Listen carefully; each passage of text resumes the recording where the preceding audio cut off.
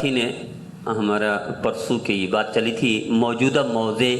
اور جرابے جو مارکیٹ میں ہمیں اویلیبل ہیں اس پر انہوں نے رد کیا، بڑے دلائل بھیجے مجھے کہ جناب اس پر تو موضوع پر اور ان جرابوں پر مسح جائز ہے، فلاں فلاں فلاں دلائل ہیں۔ تو ہمارا وہی ہے جو میں نے عرض کر دیا تھا کہ مارکیٹ میں جو موجود ہیں سوتی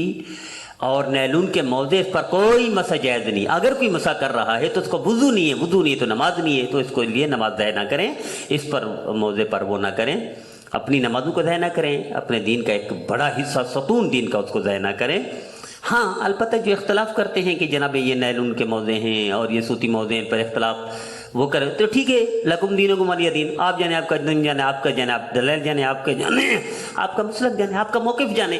ہم آپ کے مخالفت نہیں کرتے، اختلاف کرتے ہیں، ہم سمجھتے ہیں کہ ایسا جائز نہیں ہے، نہیں کرنا چاہیے۔ جو میں نے عرض کر دی تھی کہ اگر ہوں تو ایسے موٹے ہوں،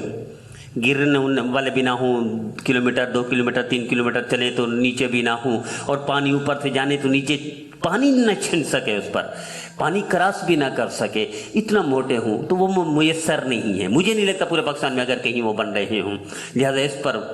ہمارے جو نون ہیں، سوتی ہیں جو مارکیٹ میں میسر ہیں، اس پر قطعاً مسح نہیں کرنا چاہیے اور نہ جوتوں پر مسح کرنا چاہیے۔ ہمارا موقف وہی ہے جو میں نے عرض کر دیا تھا۔ باقی ایک ساتھی نے بڑے دلائل بھیجے، بڑے فتوے بھیجے، تو وہ جانے، اس کا کام جانے، وہ اختلاف ہم کرتے رہیں گے، ہم نہیں سمجھتے اس کو بہتر